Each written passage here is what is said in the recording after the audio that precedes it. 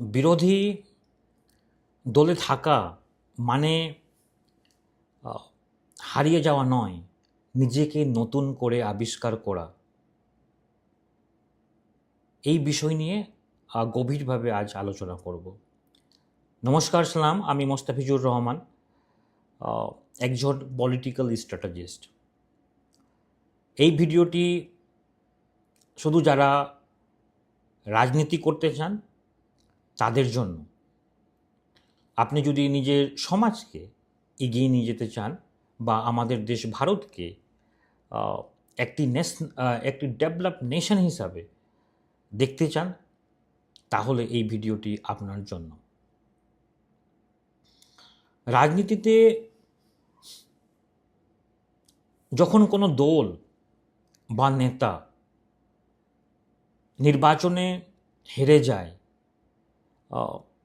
কিংবা ক্ষমতা থেকে দূরে সরে যান,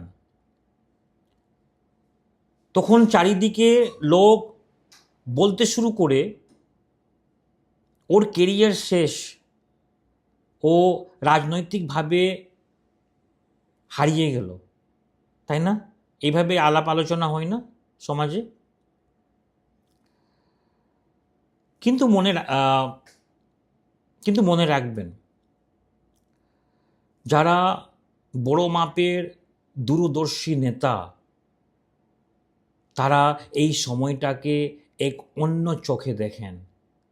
কারণ রাজনীতির গ্রাউন্ড রিয়ালিটি বলেন, বিরোধী দলে থাকা মানে হারিয়ে যাওয়া নয়, নিজেকে নতুন করে আবিষ্কার করা। এটা বাস্তব। কেন আমি এই কথা বলছি? ক্ষমতায় থাকাকালীন একজন নেতা একটা চেনা গণ্ডির মধ্যে আটকে পড়েন। আশা করছি আপনারা জানেন, আপনাদের সমাজে যারা প্রধান বা যারা এমএলএ প্রেসিডেন্ট যারা থাকে, যারা পাওয়ারফুল যারা সিচুয়েশনে থাকে, তারা একটা সীমাবদ্ধ একটা গণ্ডির মধ্যে আটকে পড়েন। আপনারা অনুভব করে হবেন আশা করছি। সেখানে প্রতিদিন ফাইলের কাজ, আমলাদের বৈঠক আর প্রোটোকল সামলাতেই তার বেশিরভাগ সময় চলে যান। এটা আশা করছি আপনারা অনেকেই এই অনুভবটা করেছেন। ওটা হলো কমফোর্ট জোন রাজনীতির যদি অ্যাঙ্গেলে আপনি যদি দেখেন তো। কিন্তু যখন আপনি বিরোধী দলে আসেন, তখন আপনার সেই ক্ষমতার চশমাটা খুলে যায়। আপনার কাছে কোনো প্রোটোকল থাকে না, কোনো বাড়তি আড়ম্বর থাকে না। আপনি তখন একদম একা আপনার জনগণের সামনে দাঁড়িয়ে। এই সময়টাই হলো নিজেকে নতুন করে চেনার সেরা সুযোগ। এটা কিন্তু মনে রাখবেন।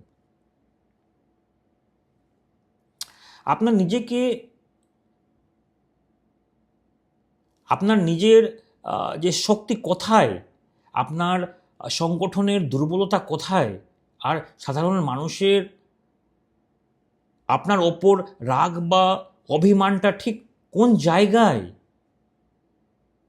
সেটা আপনি এই বিরোধী দলে থাকাকালীন সব থেকে ভালোভাবে বুঝতে পারবেন। এটা কিন্তু মনে রাখুন। গ্রাউন্ডে গেলে কটূক্তি কথাকে নেগেটিভ ভাবা উচিত নেই। এই সময়টাই আপনাকে একজন সাধারণ পদাধিকারী থেকে জননেতা হিসাবে নতুন করে গড়ে তোলে। আমি ছোট্ট দুটো উদাহরণ দেব। এই দুটি উদাহরণ আশা করছি আপনার সেন্সকে বা আপনার জানতে আপনাকে আরও স্মুথ করবে এই উদাহরণগুলো। আমাদের ভারতের আধুনিক রাজনীতির ইতিহাস থেকে এর চেয়ে বড় উদাহরণ আমি আর দিতে পারবো না। এই উদাহরণটা খুবই ইম্পর্ট্যান্ট। 1977 সালে লোকসভা নির্বাচনে ইন্দিরা গান্ধী এবং তার দল চূড়ান্তভাবে পরাজিত হয়। যে আপনারা জানেন যে এমার্জেন্সির রাগে সাধারণ মানুষ তাকে ক্ষমতা থেকে ছুঁড়ে ফেলে দিয়েছিল। রাজনৈতিক বিশ্লেষকরা তখন খবরের কাগজে লিখে দিয়েছিলেন যে ভারতের নেহেরু গান্ধীর পরিবারের রাজনীতি চিরতরে শেষ সেই সময়। কিন্তু ইন্দিরা গান্ধী কি হারিয়ে গেছিলেন? না, বিরোধী দলের সেই 3 বছরের তিনি নিজেকে একদম নতুন করে আবিষ্কার করলেন। তিনি এসে ড্রয়িং রুম ছেড়ে সোজা মাটির লড়াইয়ে কিন্তু নেমেছিলেন। আপনারা জানেন বিহারের বেলচি গ্রামে যখন বন্যার কাদার কোনো গাড়ি যাচ্ছিল না, তিনি হাতির পিঠে চড়ে দুর্গম পথ পাড়ি দিয়ে দুর্গম মানুষের পাশে গিয়ে দাঁড়িয়েছিলেন। জননেতা দখল বা ক্ষমতার বাইরে গিয়েও এই নেত্রী তাদের জন্য লড়তে পারেন। ফল কি হলো? মাত্র 3 বছরের মধ্যে 1980 সালে নির্বাচনে তিনি এমন জোরালো কামব্যাক করলেন যে বিরোধীরা খড়কুটোর মতো উড়ে গেলেন। আশা করছি এগুলো জানেন আপনারা। সো প্রত্যেকটা কেস স্টাডি আপনাদেরকে বা প্রত্যেকটা উদাহরণ আপনাদেরকে নতুন জিনিস শিখতে আপনাকে সাহায্য করবে। আরও একটা উদাহরণ দিতে চাই এবার আমেরিকার ইতিহাস থেকে একটি উদাহরণ। 1960 সালে প্রেসিডেন্ট নির্বাচনে রিচার্ড নিক্সন অত্যন্ত কম মার্জিনে জন এফ কেনেডির কাছে হেরে যান। আশা করছি যারা রাজনীতি নিয়ে গবেষণা করেন আশা করছি জানেন। এরপর 1962 সালে তিনি ক্যালিফোর্নিয়ার গভর্নর নির্বাচনেও হেরে যান। কিন্তু বুঝতে পারছেন তো, কেনেডি সেই সময় সাংবাদিক বৈঠকে তিনি ক্ষোভ উবড়ে দিয়েছিলেন, রাজনীতি থেকে প্রায় সন্ন্যাস নেওয়ার কথা ঘোষণা করে দিয়েছিলেন তিনি। সবাই ভেবেছিল নিক্সন শেষ, কিন্তু ক্ষমতার বাইরে থাকা সেই 6টি বছর নিক্সনকে হারিয়ে যেতে দেয়নি। কিন্তু তিনি এই সময়টা ব্যবহার করলেন, নিজেকে নতুন করে আবিষ্কার করলেন। তিনি পুরো আমেরিকা ঘুরে দলের তৃণমূল স্তরে কর্মীদের সাথে সম্পর্ক মজবুত করলেন, নিজের ভুল ত্রুটিগুলো সংশোধন করলেন এবং আন্তর্জাতিক কূটনীতি নিয়ে গভীর পড়াশোনা করলেন। এই নতুন পরিণতি নিক্সন 1968 সালে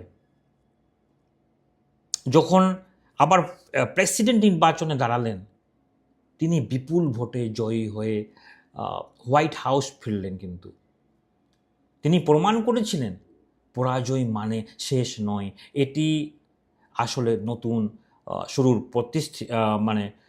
নতুন শুরুর প্রস্তুতি।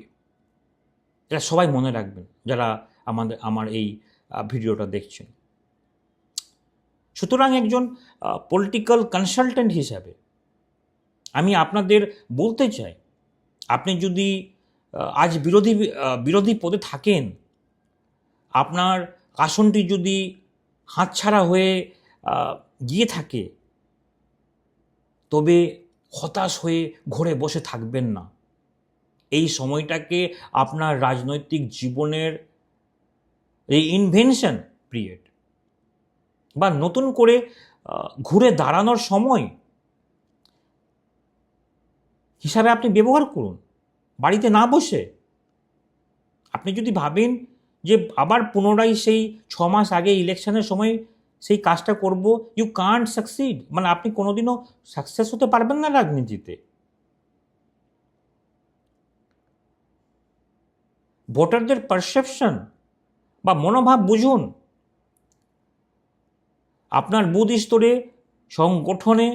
সংগঠনকে নতুন করে সাজান এবং সাধারণ মানুষের ছোট ছোট সমস্যা নিয়ে রাজপথে সজ্জার হন। মনে রাখবেন, মাটিতে যে যত জোরে আছাড় খায়, সঠিক কৌশল থাকলে সে তত ওপরে কিন্তু বাউন্স ব্যাক করে।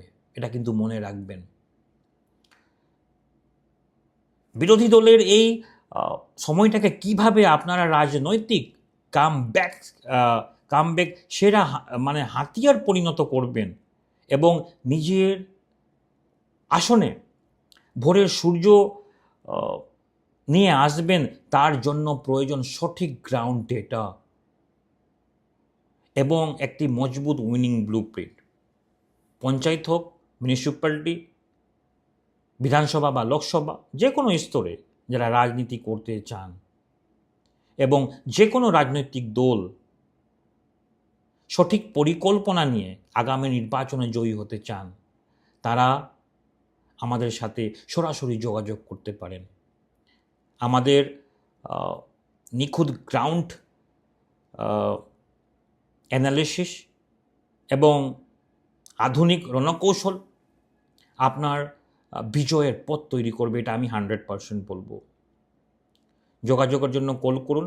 1-to-1 কনভারসেশনের জন্য যে নিচে ফোন নাম্বার দেখতে পাচ্ছেন, এই নাম্বারে কল করে যোগাযোগ করতে পারেন। সবাই ভালো থাকবেন। মনে রাখবেন, রাত যত অন্ধকার হয়, ভোরের সূর্য তত উজ্জ্বল দেখায়। আজকে এতটুকুই। নমস্কার।